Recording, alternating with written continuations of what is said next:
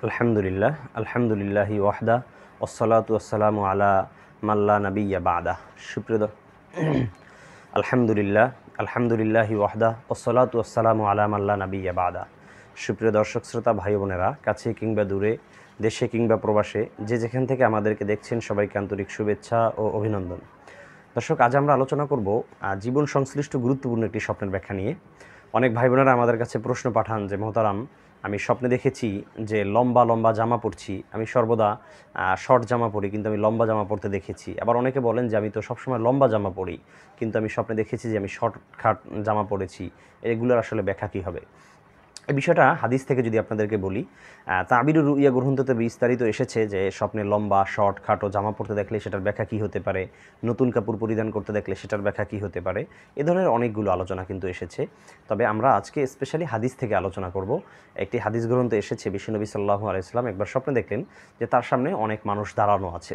সেখান থেকে কিছু মানুষ কাপড় পরিধান করেছে তাদের নাভি পর্যন্ত, কেউ হাঁটু পর্যন্ত, কেউ রান পর্যন্ত, কেউ একেবারে টাকনু পর্যন্ত।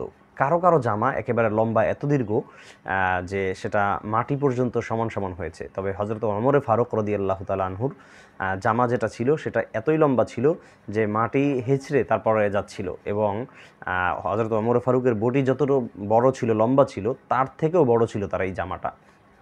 তো আল্লাহর হাবিব যখন এই স্বপ্নের কথা ব্যক্ত করলেন, সাহাবায়ে কেরাম জিজ্ঞেস করলেন, মাযা আউয়ালতা বিহি ইয়া রাসূলুল্লাহ, আপনি এই স্বপ্নটার ব্যাখ্যা কী করবেন, বা এটা আপনি কীভাবে নিচ্ছেন? তখন আল্লাহর হাবিব বলেন, শোনো, জামা যদি কেউ পরতে দেখে এবং সেটা যদি এই ধরনের লম্বা বড় হয়, এটা দ্বারা ব্যাখ্যা আমি যেটা বুঝতেছি সেটা হলো আউয়ালতু বিহি আদ-দীন ওয়াত তাকওয়া। বিশ্বনবী বলেন যে এটার দ্বারা আমি উদ্দেশ্য নিয়েছি দিন এবং তাকওয়া। যার জামা যত শর্ট হবে, বুঝতে হবে তার ভিতরে দিন, তার ভিতরে ধর্ম প্র্যাকটিস, তার ভেতরে তাকওয়া, খোদাভীরুতা, এটা ওই পরিমাণ আছে। যদি কারো শর্ট থাকে তাহলে বুঝতে হবে তার ভিতরে তাকওয়া কম আছে। কারো জামা যদি দীর্ঘ হয়, লম্বা হয়, তাহলে তার ভিতরে তাকওয়া এবং ধার্মিকতা বেশি আছে।